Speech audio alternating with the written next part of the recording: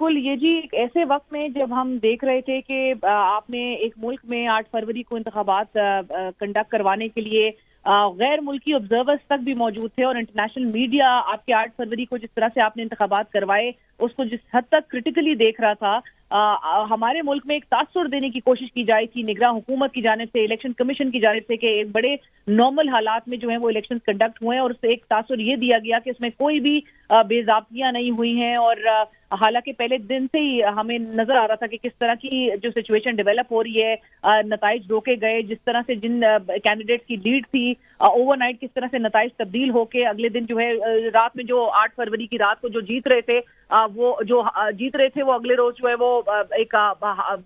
شکست کا سامنا ان کو کرنا پڑا. جس طرح کے نتائج نظر آ رہے تھے, جتنے بڑے پیمانے پر دھاندلی رپورٹ ہوتی ہوئی ان پورے 10 دن میں نظر آ رہی تھی, یہ ایک بہت بڑی ڈیولپمنٹ ہے. یہ ایک بہت بڑی صورتحال جو ہے وہ سامنے آئی ہے جہاں پر کمشنر راولپنڈی کو استعفیٰ دینا پڑے. وہ یہ بات کہیں کہ انہوں نے اپنے ضمیر کا بوجھ جو ہے وہ خود جو ہے وہ اتار رہے ہیں, اور اس کے ساتھ ساتھ ہی انہوں نے یہ بھی کہا کہ 70 ہزار کی لیڈ کو ہم نے شکست میں کیسے بدلا ہے. تو یہ ایک بہت بڑا انکشاف کیا ہے جہاں پہ وہ اپنے ساتھ ساتھ اور جن لوگوں کو انہوں نے جو ان کے ماتحت افسران تھے ان سے انہوں نے معافی بھی مانگی اور انہوں نے کہا کہ انہوں نے ان کو غلط کام کے لیے کہا. تو یہ کن کے احکامات کو پورا کیا جا رہا تھا, کہاں سے آرڈرز جاری ہو رہے تھے, وہ چیف الیکشن کمشنر کو بھی اکیوز کر رہے ہیں. وہ چیز آپ کو یاد ہوگا کہ 9 فروری کو انہوں نے خود بھی کہا تھا کہ یہ پہلے 8 فروری کی رات کو غالباً کہ انہوں نے آر اوز کے جس طرح سے ریزلٹس جو ہے وہ روکے جا رہے تھے یا فارم 45 جو ہے وہ نہیں موصول ہوئے تھے. تو اس حوالے سے جو ہے وہ کافی ایون چیف الیکشن کمشنر نے بھی غم و غصے کا اظہار اگرچہ کیا تھا, لیکن سب سے زیادہ تنقید کا سامنا چیف الیکشن کمشنر کو اس پورے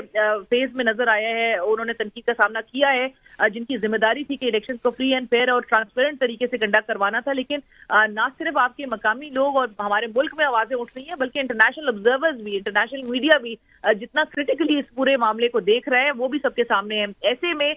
جنہوں نے یہ الیکشن کنڈکٹ کروانا تھا, جن کی ذمہ داری تھی, جن کے کنڈکٹ کے حوالے سے ایون الیکشن سے قبل بھی کافی اعتراضات اٹھائے جا رہے تھے R Os, D R Os, E R Os کے حوالے سے. آپ کو یاد ہے کہ پاکستان تحریک انصاف نے وہ پٹیشن بھی جب وہ لاہور ہائی کورٹ لے کے گئے تھے جس کے بعد سپریم کورٹ سے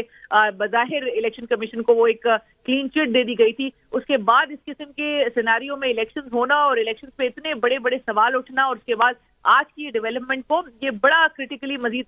دیکھا جائے گا اور بڑے شکوک و شبہات مزید اس سے پیدا ہوتے ہوئے آپ دکھائی دے رہے ہیں. اور یہ بالکل ایک ایویڈنس ہے کہ انتخابات میں اور انتخابات کے نتائج کو لے کے جس حد تک مینوپولیٹ کرنے کی کوشش کی گئی ہے, ٹیمپر کرنے کی کوشش کی گئی ہے, یہ اس بات کی بالکل گواہی کے طور پہ اس کو دیکھا جائے گا جب کمشنر راولپنڈی خود مستعفی ہوتے ہوئے یہ کہہ رہے ہیں کہ وہ الیکشن ٹھیک نہیں کروا سکے اور 70 ہزار کی جن کے پاس لیڈ تھی ان کو کس طرح سے شکست میں بدلا گیا. اور ان کے جو ماتحت افسران تھے ان سے بھی وہ معافی مانگتے ہوئے انہوں نے یہ بات ایڈمٹ کی کہ کس طرح سے غلط کام کیا گیا, اور اس کام میں چیف الیکشن کمشنر کے ملوث ہونے کی انہوں نے بھی اس بات کی گواہی دی ہے کہ اس عمل میں, اس پورے ایکسرسائز میں چیف الیکشن کمشنر جو ہے وہ ملوث تھے. تو یہ میرے خیال سے مزید بھی جہاں پر ایک طرف سیاسی جماعتیں بھرپور احتجاج کا مظاہرہ کر رہی ہیں اور سڑکوں کا رخ آپ نے گزشتہ روز بھی دیکھا, پاکستان تحریک انصاف نے انٹرنیشنل آبزرورز, انٹرنیشنل میڈیا کو جو ہے وہ اس کی موجودگی میں ایک پریس کانفرنس بھی کی اور تمام جن حلقوں میں ان کے امیدوار جہاں سے کانٹیسٹ کر رہے تھے وہ تمام امیدواروں کو بلا کے انہوں نے وہ ان سے بھی 2 منٹ کی تقاریر کروائی, اور اس کے بعد جو تمام شواہد تھے وہ بھی عالمی میڈیا کے سامنے رکھنے کی کوشش کی گئی. جہاں پر دوسری طرف پاکستان مسلم لیگ نواز جو ہے وہ بظاہر نظر آ رہا ہے کہ الیکشن کے اعتراضات, اٹھنے والے اعتراضات پر وہ تھوڑی نالا نظر آتی ہے. وہ انٹرنیشنل میڈیا کو بھی کہہ رہی ہے کہ جی اس میں کوئی مداخلت نہ کرے. پوری دنیا میں اس وقت میرے خیال سے